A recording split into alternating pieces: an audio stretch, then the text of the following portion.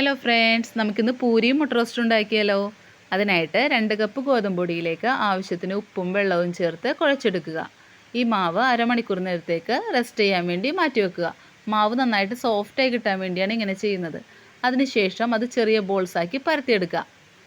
ഇതെല്ലാം ചുട്ടെടുക്കാനായിട്ട് ഒരു പാൻ വെച്ച് അതിൽ ആവശ്യത്തിന് എണ്ണ ഒഴിച്ചിട്ട് ഓരോന്നോരോന്നായി ഇട്ട് നമുക്ക് ചുട്ടെടുക്കാവുന്നതാണ്. എണ്ണ തിളച്ചതിന് ശേഷം മാത്രമേ പൂരി ഇതിലേക്ക് ഇട്ട് കൊടുക്കാൻ പാടുള്ളൂ. പൂരികളെല്ലാം മുരിഞ്ഞതിന് ശേഷം നമുക്കൊരു പാത്രത്തിലേക്ക് മാറ്റാം. മുട്ട വേവിക്കാനായിട്ട് ഒരു പാത്രം അടുപ്പത്ത് വെച്ച് അതിൽ ആവശ്യത്തിന് വെള്ളവും ഉപ്പും ആഡ് ചെയ്ത് 2 മുട്ട അതിലേക്ക് ഇറക്കി വെക്കാം. മുട്ട വെന്ത് കഴിഞ്ഞതിന് ശേഷം മുട്ടയ്ക്ക് വേണ്ട മസാലയ്ക്കായി പാൻ അടുപ്പത്ത് വെച്ച് കുറച്ച് വെളിച്ചെണ്ണ, കറിവേപ്പില, സവാള, പച്ചമുളക്, വെളുത്തുള്ളി, ഇഞ്ചി ആഡ് ചെയ്യണം. ഇഞ്ചി എൻ്റെ കയ്യിൽ ഉണ്ടായിരുന്നില്ല, അതുകൊണ്ട് ഞാൻ ഇട്ടിട്ടില്ല. ആവശ്യത്തിന് ഉപ്പും ചേർത്ത് മിക്സ് ചെയ്ത് ഒരു പാത്രം വെച്ച് അത് മൂടി വെച്ച് കൊടുക്കുക.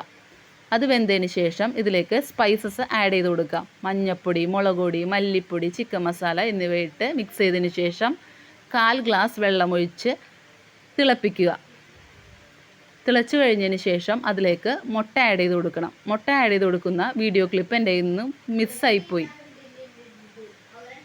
അത് കഴിഞ്ഞ ശേഷം നമുക്ക് തീ ഓഫ് ചെയ്യാവുന്നതാണ്. മുട്ടക്കറി റെഡിയായി.